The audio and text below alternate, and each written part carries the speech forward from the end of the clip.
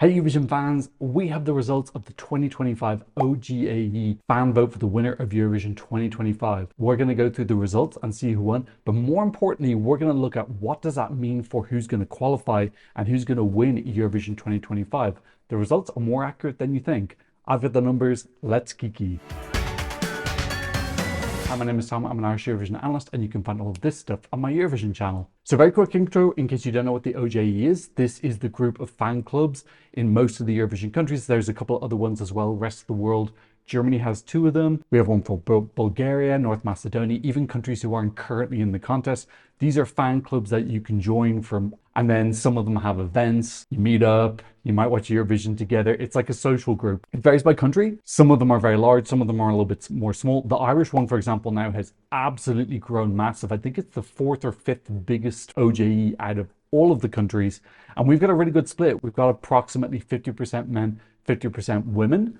There is a little bit of a tendency and a stereotype, which is true, that a lot of the OGAEs are men dominated, particularly men who are more middle-aged or older, but there's varying demographics depending on each one. But yes, the reason I'm bringing that up is because people often dismiss the OGAE vote because saying it's just a group of certain type of men, but there is actually a lot more women, non-binary people who are joining these clubs now, and they're starting to be a little bit more representative of the real demographics of people who are watching Eurovision. A couple of small differences as well. People who are voting in OGAE, they vote for their top 10, they submit their points, the club adds up all the points together and then gives out their top 10 points as the main results. There's 43 OGAE clubs in total, so this is quite a lot of data coming in. I gotta give a shout out to my co-star. So many requests for us to do another collaboration. You guys were absolutely living for him. I brought him back from the dead, brought him back for this video. He won't stop talking about the Vatican entering Eurovision, but he won't stop yapping to me about this new pope. Enough Jesus jokes. I'm gonna start at the bottom,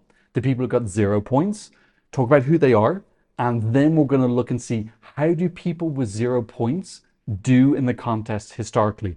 Then we'll go into the 1 to 10 point bracket, then the 11 to 49 point bracket, then the 50 to 99, and then 100 plus. Each time we're going to be looking at historical qualification rate from that bracket. Who's in that bracket this year? Ergo, what is the approximate qualification rate that we should expect? There's going to be some juicy conversations later on who's going to make it and who isn't. Before we go into that though, as you know, I'm currently in Basel. I'm working with Erlo eSIMs this year. Let's look at my journey from London to Basel, getting connected with Erlo as soon as I landed in Basel airport. Let's check out that journey now.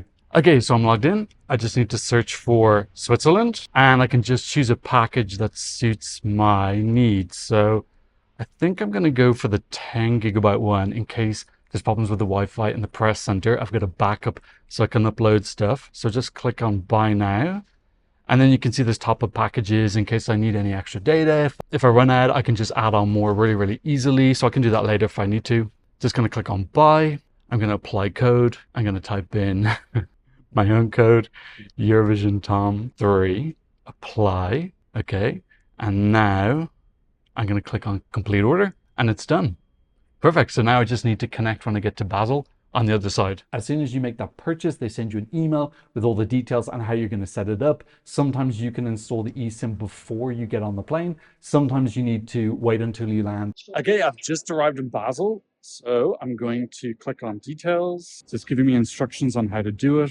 Okay, your webbing eSIM is now active on this phone. Yay! And this is me using the Basel public transport to get to my accommodation, doing my Duolingo lessons. Use my special link in the description down below and my code EurovisionTom3 just like I did to get $3 off your first eSIM, and thank you to Erlo for sponsoring the video. Okay, let's go into our first category, and these are countries that got 0 points. This year there were only 9 countries who got no points because it is a small year. Usually we have an average of around 11, so a little bit less than the average. First, let's go through who those countries were, and then we'll see what is the qualification rate for countries who got 0 points in OGAE in the past. All of these are joint 29th place. We have Armenia, Survivor Parg.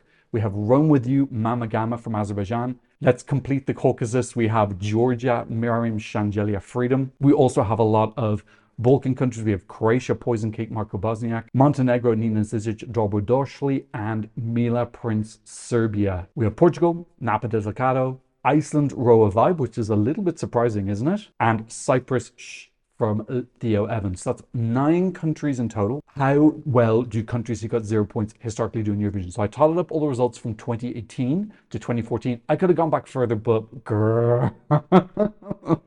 I don't want to spend my whole day in front of a spreadsheet. Honestly, that took me like a good 20, 30. It took me a good 20, 30 hours just to get that data. We have 67 in total since 2018, and 26% of those have qualified. So that is to say, if you get 0 points in OGAE since 2018, pretty much a quarter, 25%, 1/4 of those countries still qualify anyway, and 75% don't qualify. That's a pretty good indicator of who is going to qualify and who isn't. So now let's look. We have 9 countries now, roughly a quarter of those. So we're saying 2 or 3. So if the pattern continues, it doesn't have to. Just because the pattern happened before doesn't mean it has to continue. We might get 0, we might get 6. I'm only going to say this once. I don't want to keep saying it because I don't want to annoy you. The pattern is not obligated to continue. We would imagine that 2 or 3 of these songs would qualify. So who could they be? The only ones of these which are currently in the qualification bracket in the odds is Cyprus and Mila Prince, which I think is 10th. So we've got 2 countries who are already in that qualification range, but that doesn't mean that they have to be the ones. Could someone else pop in? Maybe Armenia. Azerbaijan, I don't really see it happening. Georgia, I think, is a long shot. Iceland is possible from that first running order slot, which has a 50% qualification rate. Portugal, as again, it would be a surprise. It's not impossible. Also Montenegro. So I think 2 or 3 is actually pretty accurate. I would guess that at this point in time. Let's have a little look back historically at this category. Countries that got 0 points in OGE before. Some of the kind of special ones. Last year, Windows 95 Man No Rules. Bambi Thug, Doomsday Blue got 0 points in the OGE. Don's Hollow and Yolanda Grida. Those are the 4 songs that got 0 points that still qualified. We had more that didn't qualify. The year before, we just had Duya from Albania, Family Kill Mendi and Albina. The year before that, we had Snap, Rosalind. She got 0 points in the OGE and then went on to Super Fame.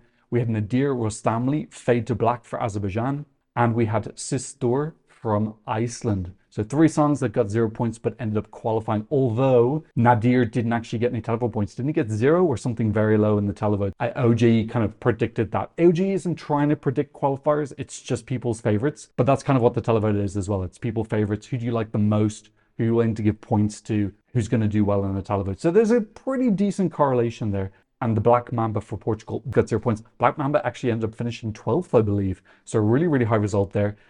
Year before, we had Zina from Belarus and Kruna from Serbia. Very surprising that got 0 points. That was a very beautiful song. And then our very last entry, Mole, Eugen Bush Pepper, who came 11th. He got 0 points in OGE. So did AWS, Leah Cirque, Falane, and Netherlands, Wayland, Outlaw Wyndham. Those are the songs that qualified despite getting 0 points. And a pretty good mix of songs. I don't really pick out a particular pattern of, like, there's a good mix of female and male artists. It's not like there's one genre that's particularly picked on. Okay, so let's go to the new category. And these are people who got between 1 and 10 points in the OJ poll. So they got a little bit of love. They made it into a couple of people's top 10s, but they didn't make it to the highest heights. Let's find out the qualification rate. So remember, 26% for people who got 0.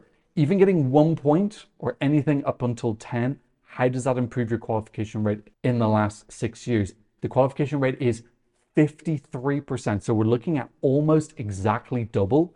We're going to make things easier. We're going to just turn it into a half, 50% just for the sake of it. These are the songs that came between 21st and 28th. 3 countries in 26th place tied: Lithuania, Tavo Akis, Slovenia, Klemen, and Ukraine, Zifferblatt. All of them got 1 point. In 25th place, we have Latvia, Burma, and Limey.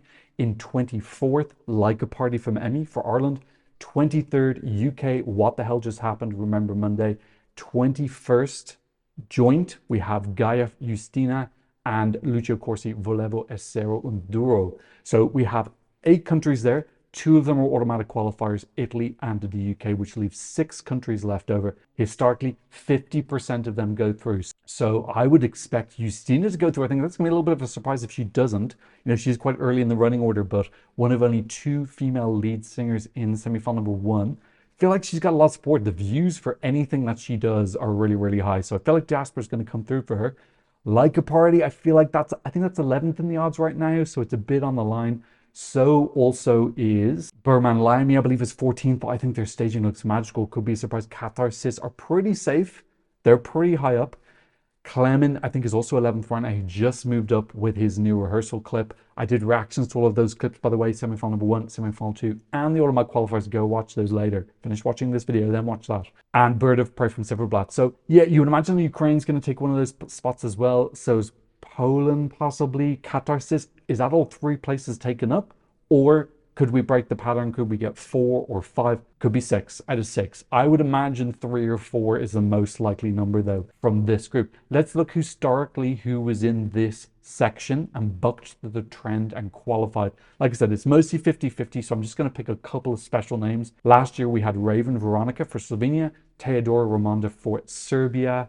We had Estonia, Nendest, Polopsilia Kapsis, Ladaniva for Armenia, who ended up coming 8th. And Nutsa for Firefighter also qualified. Brunette, Future Lover, Alika Bridges, Monica and Nikita Stay, so kind of 3 more ballady songs. Promise from Voyager, Blanca Solo, Mama Shit. I can never say this shit wrong, right? I always get it wrong. They all bucked the trend and managed to qualify despite having quite low OGAE points. 23, I need to point out, is an incredible year. Every single person who got above 5 points in OGAE qualified. So the top 20, 4 of them were automatic qualifiers, 6 of them were countries in the semifinals. All 16 out of 16 of those countries in the semifinals qualified. So 2023 OGAE was on fire, absolutely predicting everything. That's really, really impressive. Again, it does show it's not just a silly thing. People saying as it's growing, all these clubs are growing, it's becoming a really, really good indicator of the televote. But it's not so good that the results are ruined. There's still plenty of surprises. We're going to come to the ones later on. You definitely feel safer the higher up you go. We had Maro. Poor Maro only got 9 points in OGAE, but ended up coming, did she come 9th, I think, or 8th? We had Tranelitsul, Jeremy Marchesi for Belgium, WRS for Romania, Marius Baer for Switzerland. He got 1 point, so they all bucked the trend and qualified. Hate Miller Heike only had 2 points, but managed to come top 10 with that incredible performance. That's another important thing to note, is that the OGAE members are voting on what they can see, the music video, the national final performances, any info up until before rehearsals. So someone like Kate Miller-Heike would have gotten a lot more points if people had seen her stage show. So that's what makes these results even better, is that they don't even have the full information about what the end staging is. They haven't seen the final glammed up version, and they still have a pretty good predictive ability, even though that's not explicitly what they're trying to do. The third category, which is if you get between 11 and 49 points in the OGAE, the qualification for this jumps up again to 75%. We've got an extra 25%. 3/4 of these countries, if the pattern continues, should be in the Eurovision final. These are the people who came 13th to 20th this year. In 20th place, Milkshake Man Gojo, Australia. 19th, Strobe Lights, Belgium, Red Sebastian. This had no points up until I think the 32nd club. So the first 31 clubs, 0 points, and then it got 3 points. It got points from 3 different clubs. Spain, I can't remember who the other 2 were. Netherlands as well gave them points. So this was absolutely crashing and burning, which was very surprising to me because I thought this was a big fan favorite, but then reborn in the final stages like a phoenix. 18th place, Hallucinations, Sal from Denmark. 17th, Kiss Kiss Goodbye, Adonis, Czechia. 16th, Tutta Italia, Gabri Ponti from San Marino. 15th, Laura Thorne, La Poupe Morlason from Luxembourg. 13th joint place is Bala from Argentina and Voyage from Zoe May. So that is 2 automatic qualifiers, which leaves us with 6 countries who are in the semifinals, and historically 75% of them will make it. So let's say that's 4 or 5 are going to make it. So either 1 or 2 is out. So who would you pick from this group to put out? My guess at this point is I would put San Marino. I think I'm still not feeling it. I'm not getting the party festival feel. We know that San Marino doesn't have a ton of support. Very happy if I'm wrong. I'd love to see San Marino in the final because they're true underdogs. But yes, that would be one of my guesses.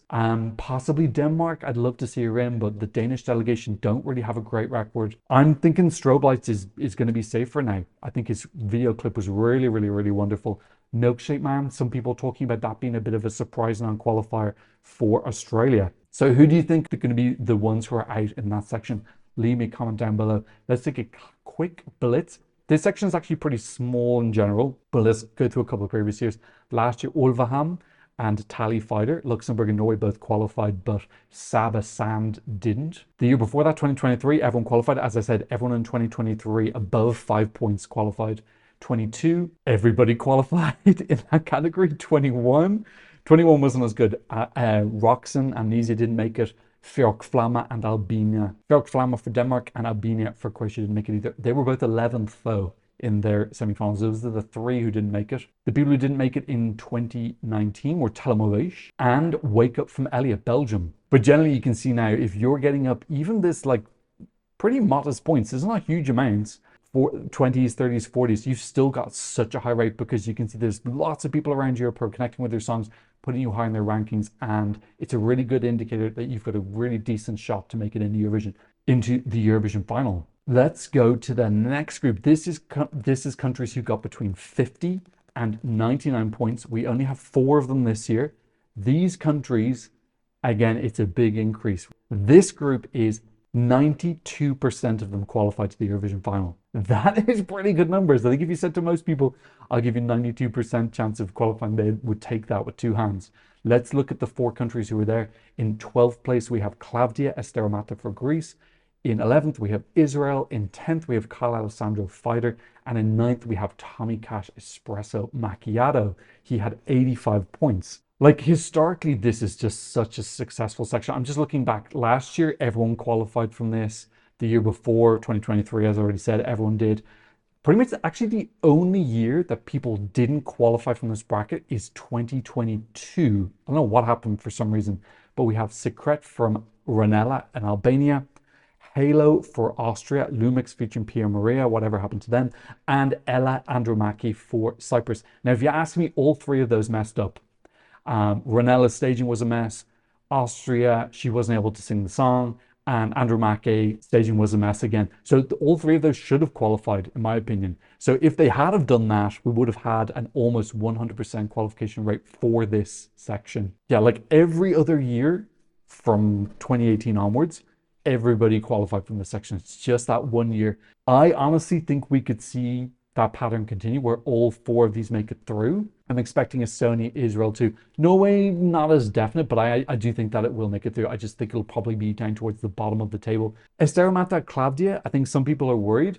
This might give you a little bit more confidence. I think at the end of the day, the song is the most important thing because that's what OGAE people are voting on really, is mostly the song. Convinces people to vote for a country in Eurovision. I think this song is great. No matter if there's like small little errors or problems that people have in the styling, fundamentally the song is strong. She sings it very well as well, which is very important. We saw with Austria, Halo, when it's not sung well, gets a little bit messy, that's when it can slip up. So I think that this is a good sign if you're Greek and you're a little bit worried. Let's go to the top category. These are countries who get over under points. What is their qualification rate since 2018? It's actually not that much more than the last bracket, which was 92. It's 93%. Now, one thing I'll say is there's more countries in that bracket because it covers a greater span. So this 93 is a little bit more reliable than the 92 because that was a smaller sample size. Let's go through. 93%. Who is in that category this year? In 8th place, we have Spain, Asadiva, Melody. 7th place, Luan singing Maman. In 6th place, Shakoda Electronica singing Germ. In 5th place, Miriana Conte singing Serving, previously Can't. In 4th place, we have Erka Wikman singing Ik Komme. In 3rd place, we have Claude singing C'est la vie for the Netherlands. 2nd place is JJ Wasted Love for Austria. That means the OGAE winner for 2025 is Sweden. Congratulations to Kai with Bara Badu Bastu for winning the OGAE poll this year. 43 clubs chose them as the winner. They had a 39-point lead over JJ in 2nd place in the end. Quite a big drop down to 3rd place. The bronze medal going to Claude with 278. Okay, 93%. I know you're wondering, who are those people who got a lot of points but didn't qualify? Last year, it was Musti. In case you didn't know, Musti came 4th in OGAE last year. He had 223 points, and he was the highest ranked OGAE song, which did not qualify. Again, same category as Ranella and Lumix. I actually watched this back earlier today to kind of see what went wrong. The vocal sounded off. His falsetto sounded really off. The camera cuts at the end weren't great. Yeah, this was a avoidable situation. I think I've seen interviews saying that the communication behind the scenes wasn't great. 2023, we already know, was a perfect year. None in 22, none in 21. none in 2019, and 2 in 2018. Senek came 7th in OGE with 143 points for Belgium, a matter of time, and didn't qualify. Again, staging flop, same as Musty. This is 2 times for Belgium now, where they've had really, really well-received songs. Is that different broadcasters? He was the French broadcaster. No, I think they're different broadcasters for the two of them. Yeah, that's different broadcasters, so we can't blame one of them over the other. And Greece, Yanni Tertsi Onerimu, 119 points. She came 8th in OGE and didn't qualify. She was in a death semi-final, though. I think so was Senek as well. I think they're both in the same semi-final. Generally, though, if you have over 50 points, you have a 92% chance of qualifying to the Eurovision final. If you turn that into fractions, it's 11 in 12. So yeah, that's pretty good news for those 8 countries. Now keep in mind, France and Spain are obviously automatic qualifiers, but that top 6, Albania, Malta, Finland, Netherlands, Austria, and Sweden, very good news. Now, I know a lot of people already expecting more Sweden, Austria, Finland, and Albania to go through, but some people are a little bit unsure about Malta. This is a nice supportive stat for them that so many people found the song interesting and were willing to vote for it. So that's good news for Mariana and Malta on their 3 non-qualification streak. But then also Netherlands. So many people are panicking about Netherlands. He had 1 bum note in 1 rehearsal and everyone's gone into panic mode. Poor Claude. We haven't had a country in the top 3 of OG non-qualify in over a decade. We're actually going to go through that now and check. It has happened before, but it hasn't happened recently. So if you're Dutch and you're a little bit worried, look at these results, get a little bit of confidence. At the end of the day, if you've got a fabulous song, it's going to go through. And the people who have had vocal problems like Lumix featuring Priya Maria, Musty, it wasn't just 1 note, it was throughout the whole song. It was like just generally kind of made it harder to appreciate the whole full song. Whereas if Claude has 1 bum note, they're still going to hear everything else and he's still going to sound very clean for the rest. Plus he might have a clean run in the live show anyway. Please don't panic if you're Dutch. This is a wonderful song. It deserves to be in the final. I think people are going to show up for him. Can I do 5 more minutes? Okay, I need to leave the room. In this first column, we can see everyone who won the OGE that year, and 10 times they were on the podium. So we can see Loreen, Neda, Emily DeForest, Loreen, Alexander Rybak, and Maria Serafovich all won OGE and then went on to win the contest. Baby Lasagna Mahmood won OGE and then came 2nd in the Eurovision, and Ilvolo and Sanna Nielsen ended up coming 3rd. So like 10 out of 18 is not bad, especially considering that people voting in AG haven't seen the final staging, which can often elevate, or the vocals might be off. They don't have all the full information yet. Let's look at people who are runner-up in the OGE. We have had a winner in Mon Zemelov, came 2nd OGE in 2015, but then went on to win Eurovision. We have 1 second place for Kari Cha Cha Cha, John's Tears in 2021, and Sergei Lazarev in 2016. Both came 3rd in the actual contest. You see there's 2 reds there. That's Samarin in 2013. That is Valentina Moneta, Chrysalade Vole. And 2008, Switzerland. I can't remember who that is. I'm sorry. It's this person. Oh, it's DJ Bobo, isn't it? Isn't that DJ Bobo, Vampires Alive? Or is that 2007? One of them is DJ Bobo. And then finally, 3rd place in OG, this 3rd column. We have had a winner before. Nemo came 3rd and won. So did Duncan Lawrence in 2019, and then Lena Satellites won in 2010. So being in the top 3 of OGE is pretty good news for you in general after 2014. Like I said, Israel didn't qualify in 2014. That was My Feingold. 2 Hearts, I think the song was called. And then 2007, I have to look it up. Paolo Meneguzzi, Era Stupendo. But in general, you can see there's a pretty good correlation, particularly with the qualifiers. Let me know who you think is qualifying and not qualifying. Are any of the patterns going to break this year? What could this mean for the winner of Eurovision? I have to admit, I think this year, OGE, putting Sweden 1st and Austria 2nd, I think that they could get 2 of the 3 right. I don't know about C'est la vie Claude. It's never happened before that all 3, there's been a lot of times where 2 of the top 3 in OGE went on to get a medal in Eurovision, but never all 3. So we would expect if that pattern continues, at least one of these countries is going to falter and not make the top 3. Who's it going to be? Leave your comments down below. Okay, thank you so much to everyone who's been supporting me on PayPal and buying me a coffee and also joining the channel. I've got a new there's new memberships here. If you want to support the channel, I'll leave your QR code over here and a link in the description. And of course, thank you to my wonderful patrons for patronizing me from all around the world. On my Patreon, you can get so much fun Eurovision stuff. You won't believe how much fun Eurovision stuff is there. You need to go and look at it. It's so bad. So much Eurovision stuff. Go check it out. And of course, thank you to Airlo for sponsoring this video. But of course, thank you for being here. I'm seeing another Eurovision analysis video very soon. Goodbye.